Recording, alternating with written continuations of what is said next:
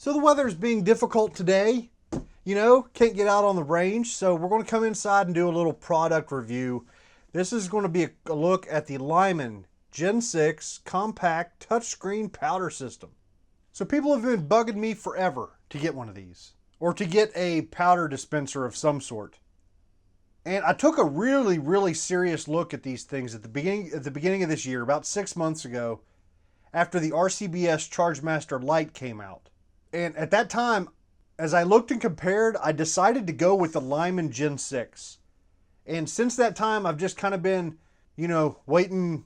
Right? These things aren't cheap. None of them are cheap. So since that point, I've kind of just been holding off, waiting to finally get frustrated and spend the money, I guess. So this kind of worked out pretty well because not too long ago, some of Lyman's people got in touch with some of my people to see if there was anything I wanted to have a look at, and the Lyman Gen6 was on the top of the list. So they sent me this dude to have a look at, but hopefully my opinion isn't compromised too much. Try to give you a fair assessment here.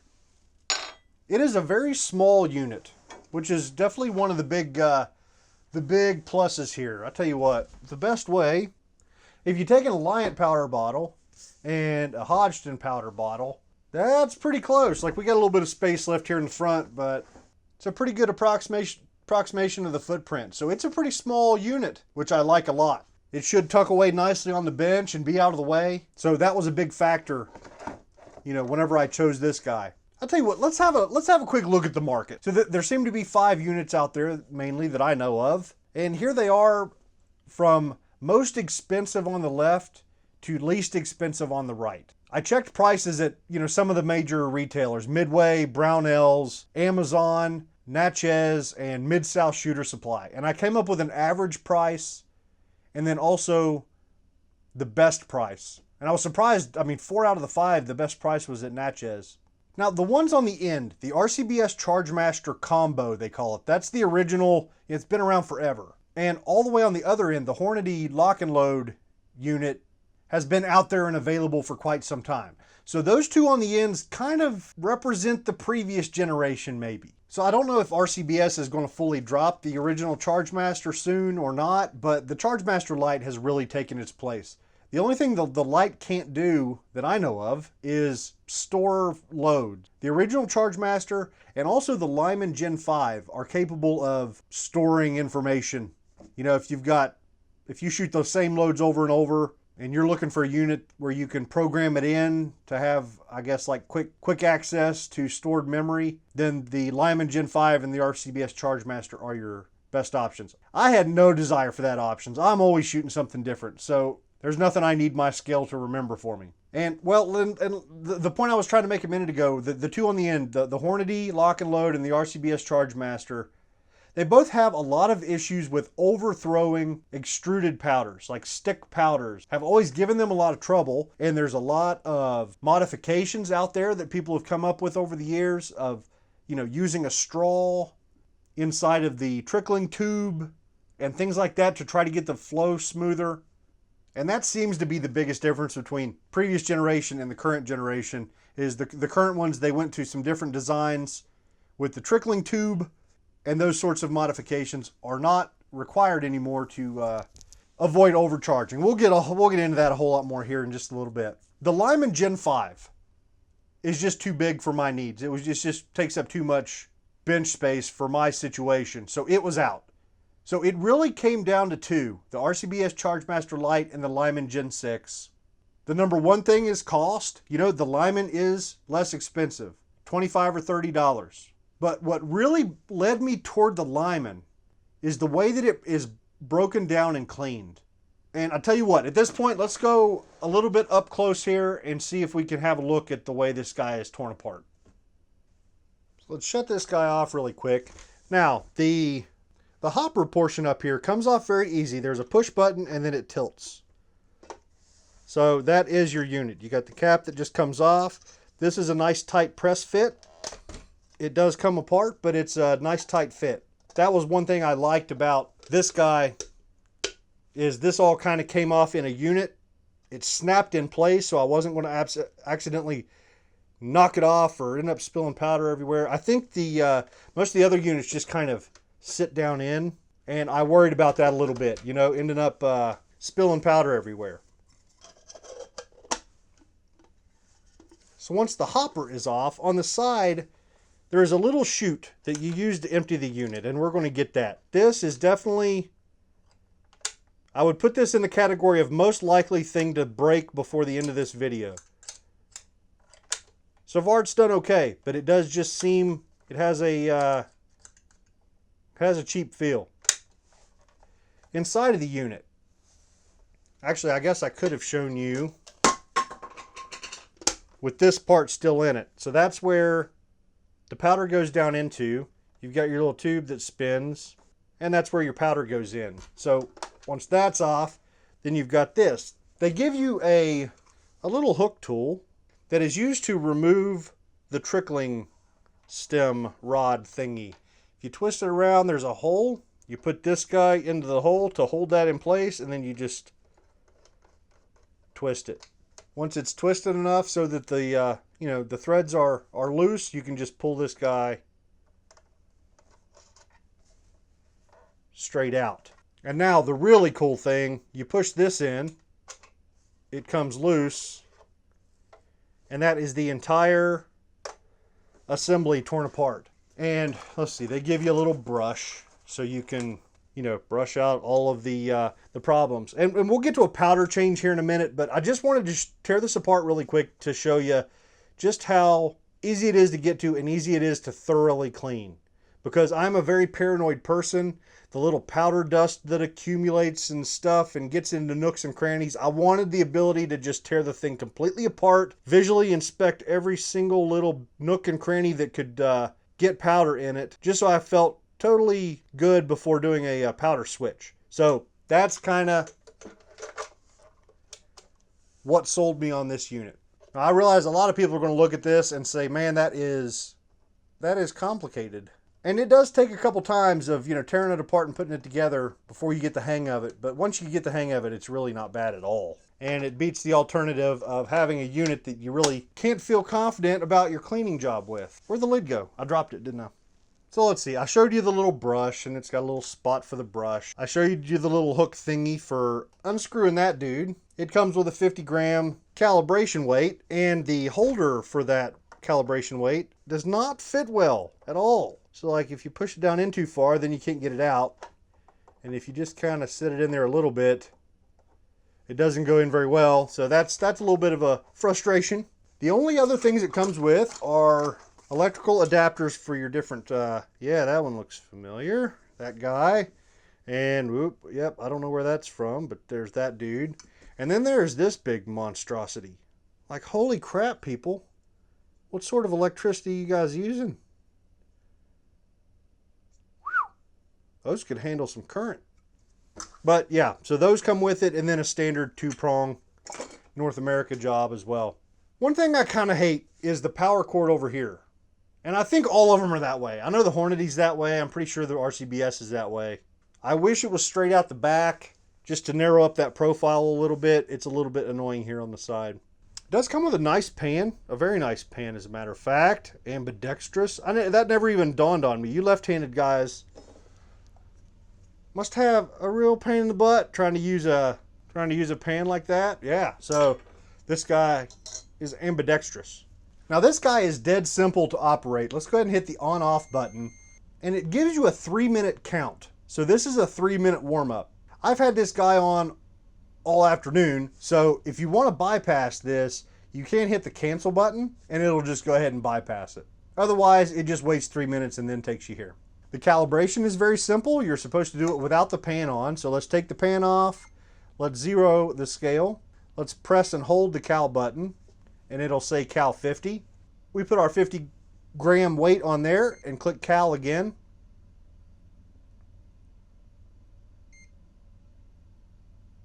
And that's it. We are calibrated. So let's go ahead and run through a couple check weights. Got some small check weights. Here's a 5.0. Here's a 2.0, so for 7. Here's a 0.5.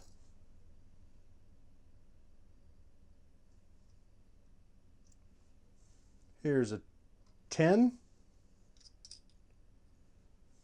20, so 37.5, 57.5, 59.5, and 60.5. So I've found the scale itself to be very accurate. Yeah, if you watched one of my recent scale videos, you might wonder how quick it acts. And it does seem to be a pretty snappy and fast scale. You could definitely use it, as a standalone scale. And it would be a good one. But I worry it would be pretty annoying a little bit dealing with this trickling tube kind of right there over your measuring surface. But you could certainly use it.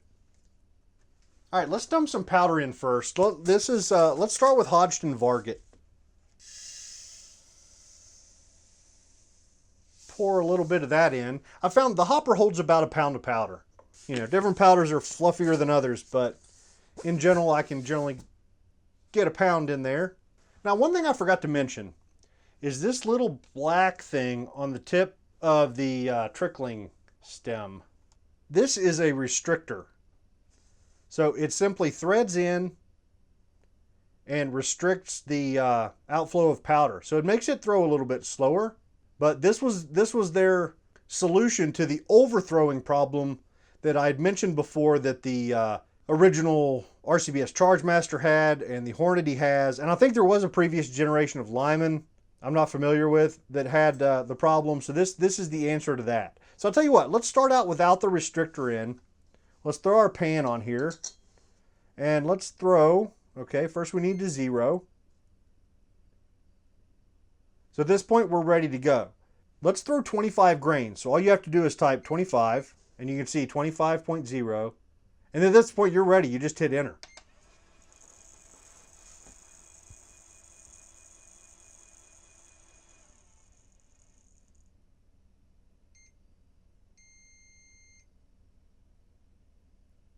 You can see that errored out. That threw way high. That threw 25.4 grains. So let's go ahead and throw another one.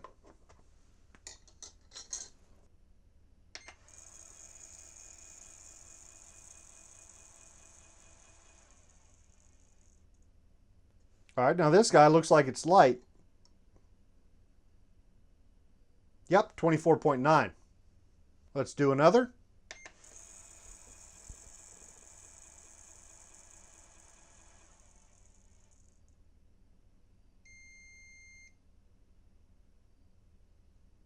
This is actually doing better than I've normally seen. So we've had one overthrow and then 2 that were pretty good. Normally without the restrictor and Varget, it's been an overthrow just about every single time.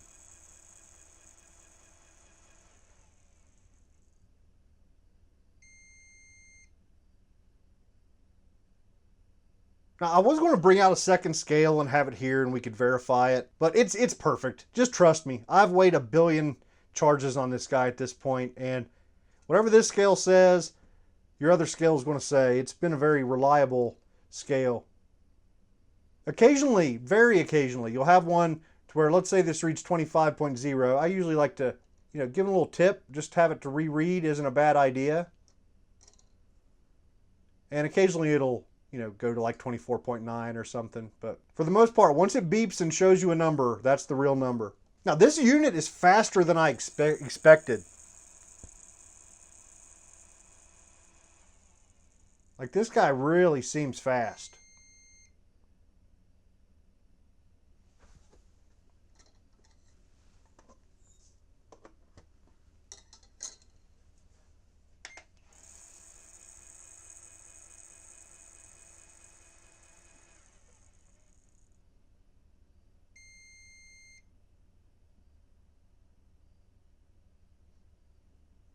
There we go. That one went over a little bit. Okay, so that's enough of that. Let's put the restrictor in and try it with the restrictor in place. There we go. It just screws in. Get that little powder granule out of the way. So let's see how it does with the restrictor.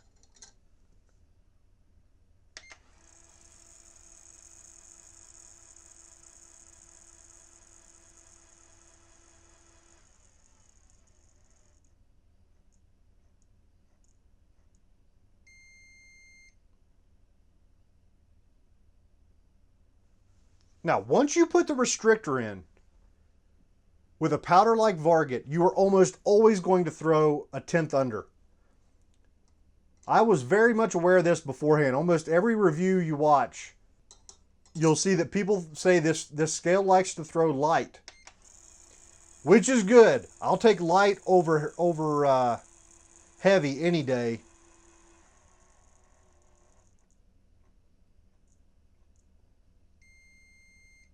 Because the vast majority of the time, I'm going to be using this to get them close and then using a trickler separately and another scale to dial it right into exactly what I want. So this guy came out, there was one. See, it said 25.0 before, but you lift it up and let it sit back down. Sometimes it'll, what it is, it's a heavy 24.9. It's not lying to us. It's just right there on the borderline of 24.9 and 25. But you can see the restrictor really doesn't slow things down all that much. This is still a very fast charge.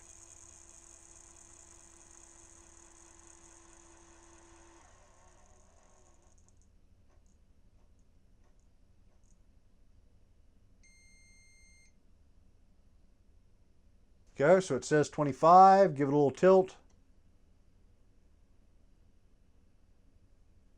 Give it another one. So yeah, it's just right there on the line. Which is actually perfect. Like that's exactly the sort of charge I would want, because if I'm doing, let's say, a 25.0 grain charge, that guy that's just a little bit light probably only needs like 1 or 2 granules of powder trickled into it to be perfect, and then you're rocking and rolling. 24.9.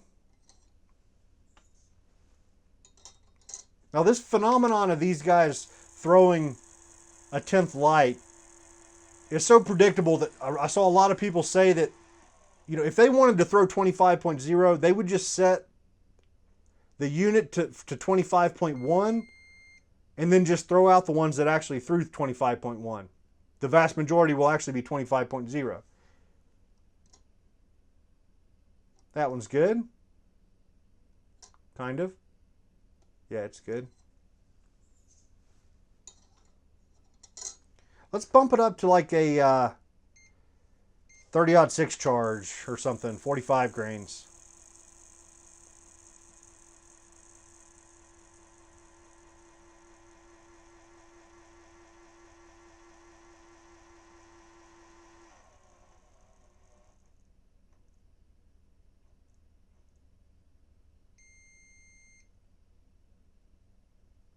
Now, one thing I haven't shown yet, it does have, so I mean, this is really all it does. There's no advanced features really. The RCBS does have a trickle button to where you can manually tell it to go ahead and trickle a little bit more, which this does not have. I guess that could be handy, but I worry about that. Well, I would have to play with an RCBS to see just how responsive that trickle button is. I have a feeling it might be hard to control, but you know, I don't know what I'm talking about. But on this guy, so auto repeat, if we click on auto repeat, you can see auto repeat. I guess I could focus down there. Kinda. But yeah, you can see auto repeat right there below the whatchamacallit. Now, I'll tell you what, let's go back to, let's do 20 grains just to speed things up a little bit. So now if we click start on 20 grains,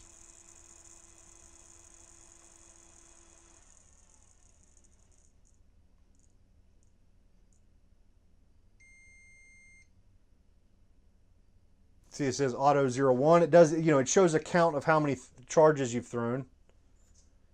But that charge, you take it out, you either trickle it up or use it, and then you just put the empty scale back on, it zeros, and then it automatically goes ahead and throws the next charge.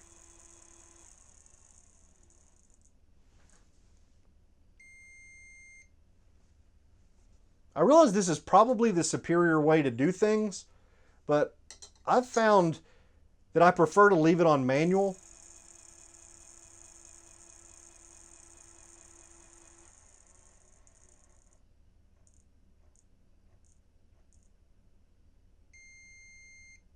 But I might just, you know, I might just need to adjust the way I do things. So after this guy finishes, I'll run you guys through how to empty the unit.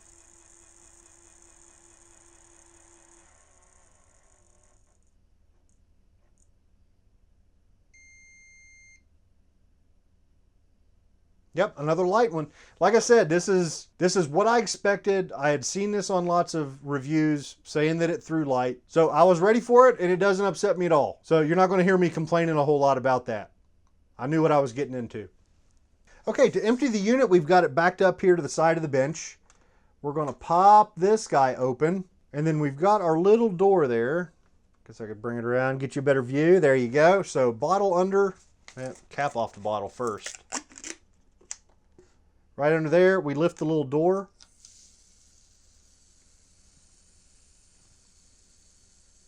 And we're dumping powder.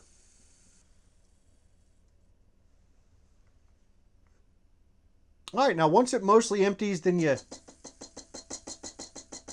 give it a couple taps. And at that point, you know, we can go ahead and pop this off because there's no, let me set the powder down. There we go.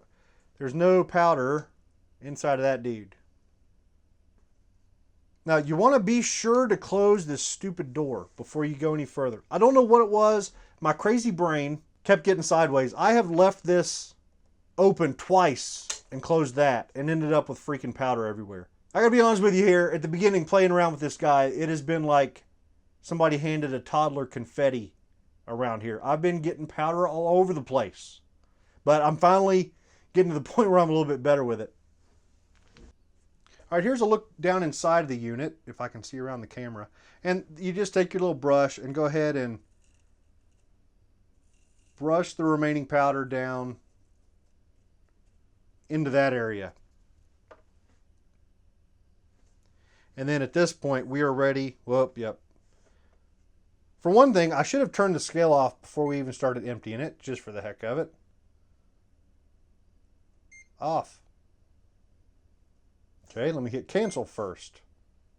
Then off. Yeah, I don't know what it was doing. All right, but you want to leave the pan in there because, you know, our tube is still full of powder, and you're going to be dumping some powder. I'll tell you what, let me go ahead and empty this guy. Put it right there. Now, if you remember, we've got our little hook thingy. Goes down inside of there, and we just twist it.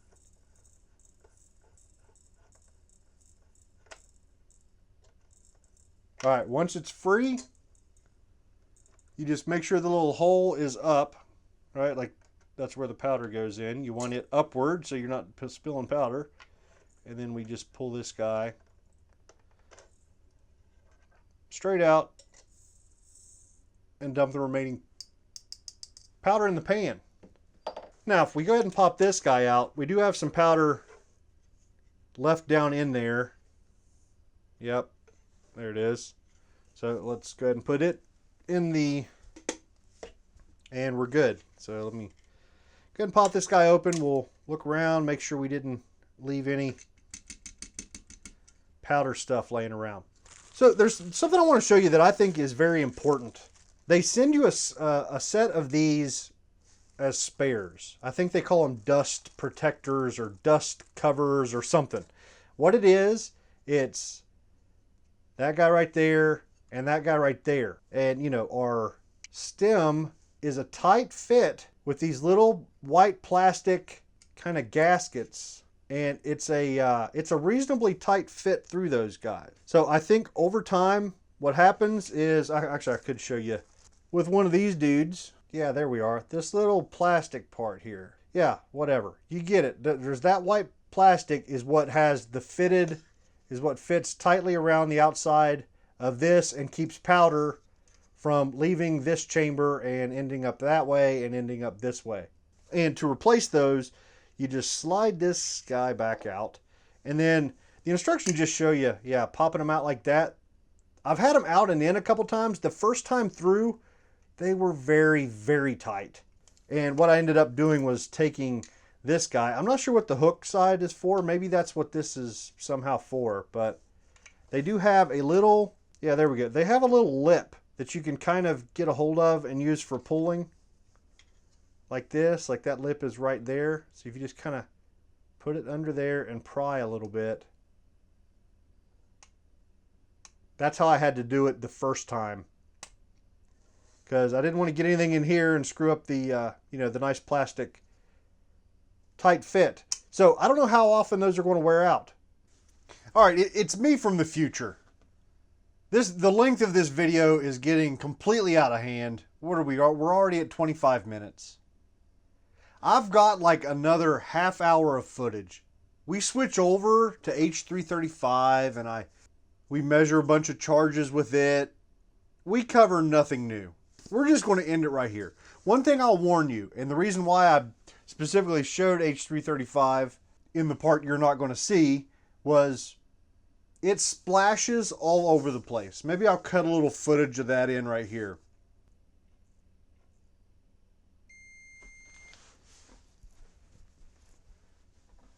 We are getting powder all over the place here. And when that happens is when it's just starting to trickle. When the pan is empty, the first second or so of trickling causes a whole bunch of splash. Let me go ahead and wipe what we've got now out of the way. Actually, maybe I can zoom in and get you a picture of the splashage.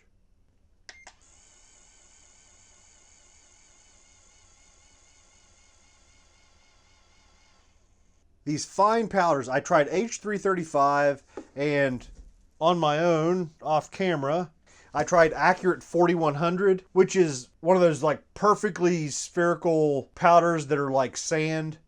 It bounced all over the place as well. I just don't think it's something that can be helped. Because looking at the unit, the only way to fix that would be to lower the trickling stem, and it's already, I wouldn't want it any lower. So it just might be that for ball powders, I'll just use my regular old powder measure. Ball powders mostly meter perfectly out of a powder measure anyway, almost. So if it ends up being that I use this for extruded and flake powders and then just use the normal powder measure for ball powders, I can live with that. So this guy's going to go into long-term review status, right? It's going to be in lots of videos. So I'll probably have a follow-up. Maybe, as I learn its quirks, as I learn its weaknesses, maybe we'll cover it more. But, I guess that would be one warning. Whether it's the Lyman or if you go another direction, you're buying a quirky little instrument. You're going to have to learn what makes it work best and maybe bring a little patience to the table. So we'll end it on that note. If you would like to support the channel, check me out at patreon.com/reloading, and I will see you guys tomorrow.